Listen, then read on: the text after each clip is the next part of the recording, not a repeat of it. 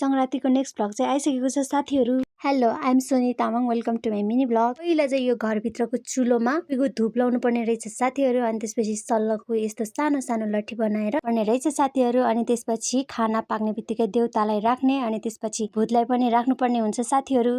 आगो पानी पनि राख्नुपर्ने हुन्छ साथीहरू। अनि त्यसपछि पानीमा यसरी आगो पर्ने रहेछ। अनि त्यसपछि हामी दिदीबहिनी दुईजना बाहिर बाटोमा खाना राखेर आइसकेपछि है साथीहरू, अब चाहिँ भने किन बानेको सल्लाको सानो सानो लट्ठीमा यसरी आगो बाल्नु पर्ने रहेछ साथीहरू। अनि त्यसपछि त्यसमाथि यो कोपी राख्नुपर्ने रहेछ साथीहरू।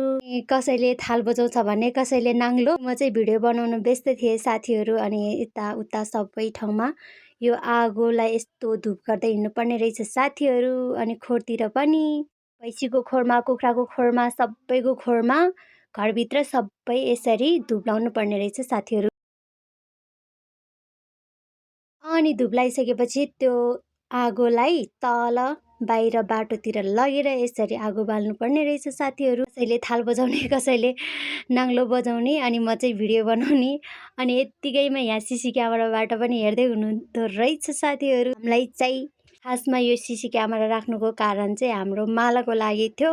अनि मलाई पनि आज टिभी सक्नु भएको छ साथीहरू। अब बहिनीहरूले नि सिसी क्यामेरा हेर्दै बजाउँदै के भन्दै थियो साथीहरू। धेरै रमाइलो भइरहेको थियो। हाम्रो गाउँमा चाहिँ यसरी संक्रान्ति मनाउने गर्छ। तपाईँहरूको चाहिँ कसरी मनाउनु हुन्छ कमेन्ट गर्नु होला। अनि कहाँबाट हेरिराख्नु भएको छ को नाम पनि कमेन्टमा राखिदिनु होला। गुनसुगुन्जेल यत्तिकै के भन्छ साथीहरू। हाम्रो चाहिँ म चाहिँ के भन्छ भने तामाङबाट भन्छु, बुझे नि नबुझे नि सुनिदिनु होला। आगो बाल्दै के भन्दै थियो भने सबैजनाले मङ्ला काङ्कीको ढाँसा मङ्ला सकिगो अनि काललाई जस्तो आगल्यो भनिरहेछ। यो भनेको चाहिँ नेपालीमा तपाईँहरूले नै कमेन्टमा कपी गरिदिनु होला साथीहरू।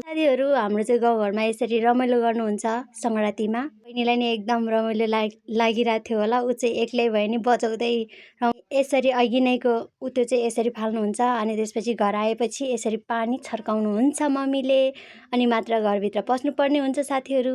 त्यसपछि सुत्नुभन्दा अगाडि तेल लाउनु पर्ने हुन्छ साथीहरू। आजको लागि भ्लग चाहिँ यति नै। नेक्स्ट भ्लगमा भेटौँला साथीहरू। Okay, by by, good night सबैजनालाई।